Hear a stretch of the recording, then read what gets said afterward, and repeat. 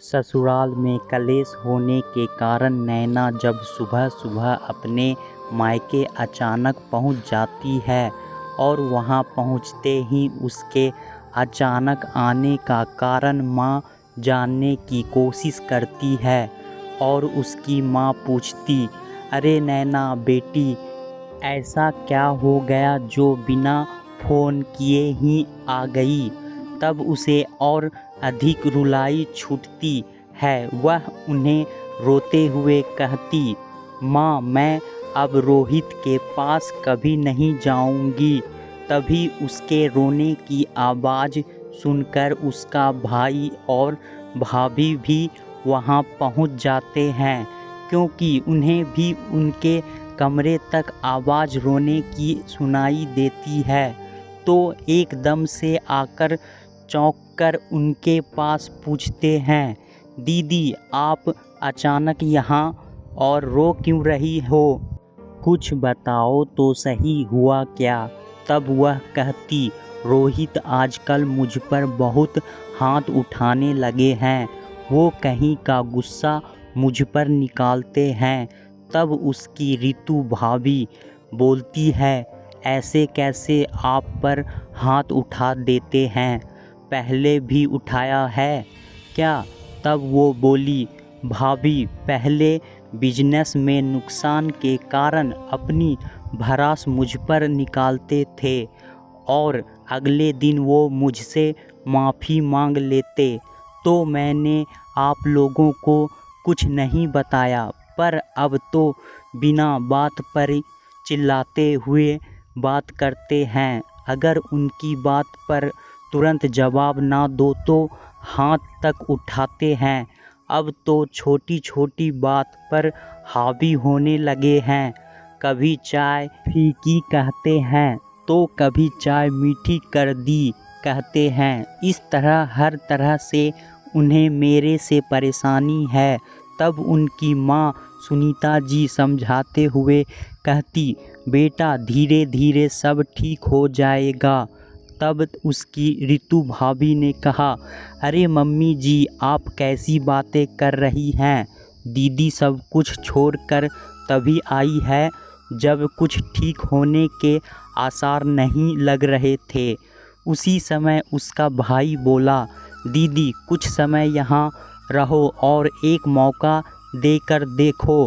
तब रितु कहती, सुनिए जी, दीदी अपनी बसी बसाई गृहस्थी यूं ही छोड़कर नहीं आई है। उन्होंने भी बहुत मौके दिए होंगे। आपको क्या लगता दीदी ने कोशिश नहीं की होगी? तब वह कहता, आखिर दीदी कब तक यहाँ रहेगी? कुछ तो रास्ता निकालना होगा। इतने में उसकी रितु भाभी कहती, हमें तो दीदी का साथ देना चाहिए और आप लोग दीदी को ही झुकने कह रहे हो। वो आखिर कब तक जाती सहेगी? इधर वो खुशियों की तलाश में आई, हम उनका साथ नहीं देंगे तो कौन देगा? इस तरह वह ननद का हाथ थामकर वह कहती, दीदी आप चिंता मत करो, हम आपके साथ हैं। आप पढ़ी लिखी हैं, आप नौकरी की तलाश कर एकदम निश्चिंत होकर यहाँ रहो। इस तरह हाथ थामने की ननद को भाभी के प्रति अपनापन लगता। वो गले लगकर कहती, भाभी आपने मेरा साथ देकर आत्मविश्वास बढ़ा दिया है। इतने में रितु कहती, आप देखना जीजा जी को अपनी गलती का एहसास एक दिन हम कराकर ही रहेंगे और उन्हें आपकी कद्र भी करनी होगी। फिर कुछ दिन बाद नैना के पास रोहित का फ़ोन आता है। उसे अपने किए की गलती का एहसास होता है। वह माफ़ी मांगने लगता है। तब वह कहती, अब माफ़ी मांगने से क्या फ़ायदा? हाथ उठाने के पहले आपने नहीं सोचा कि मुझ पर क्या बीतती होगी? आपको कोई परेशानी है तो खुलकर कहते। आप तो मुझे बोलने का मौका भी नहीं देते थे। मैं कैसे आत्मसम्मान को मारकर आपके पास लौट आऊं? तब वह कहता है, मैं कभी तुम पर हाथ नहीं उठाऊंगा, चाहो तो लिख कर दे सकता हूँ। ये मेरी बहुत बड़ी गलती थी। अब मैं बिल्कुल अकेला हो गया हूँ। उस समय गुस्से में जाने कह दिया था, जो कि बहुत गलत था। तब वह कहती, आपको मेरे मायके में आकर सबके सामने यह बात कहनी होगी। यदि मेरी भाभी माँ भेजेगी तो ही तुम्हारे पास लौटूंगी।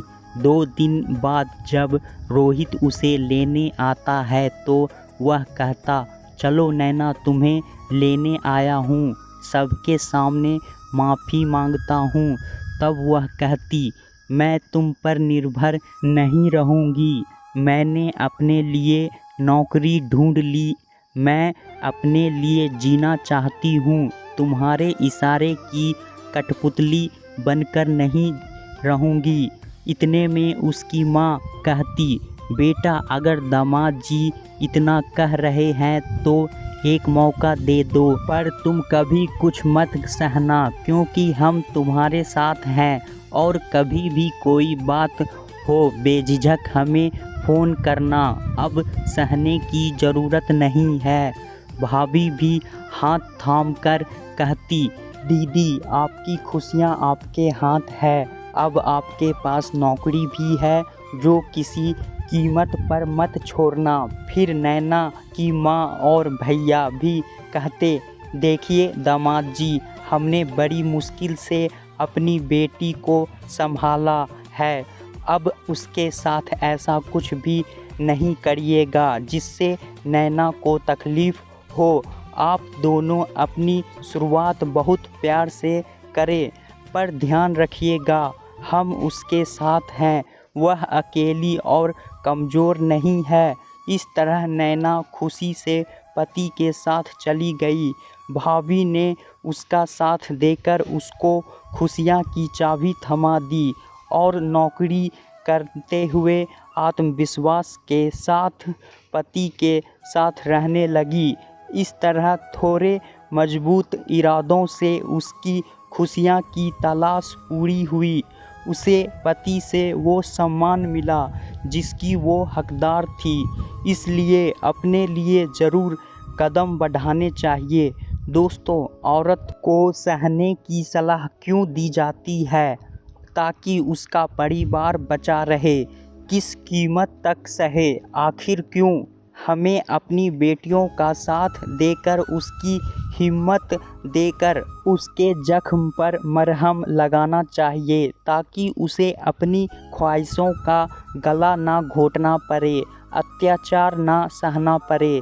आज भी गलत के खिलाफ औरतें आवाज़ नहीं उठाती है तो और अधिक उनके साथ अति होती है और हमारी बेटी खुशियों से वंचित रह जाती है। हमें उनका साथ देकर हिम्मत बढ़ानी चाहिए, ताकि वह कभी कमज़ोर बनकर टूटे नहीं और ना ही लाचार होकर बेबस बने। और समाज सबसे ज़्यादा पीड़ा स्त्री को ही देते हैं। यदि घर, समाज, परिवार, ससुराल समानता का अधिकार दे, प्यार दे, तब उसकी ज़िंदगी खुशियों से भर जाएगी। दोस्तों, वीडियो कैसा लगा हमें कमेंट बॉक्स में ज़रूर बताएं। चैनल को लाइक, शेयर, सब्सक्राइब करना ना भूलें। धन्यवाद।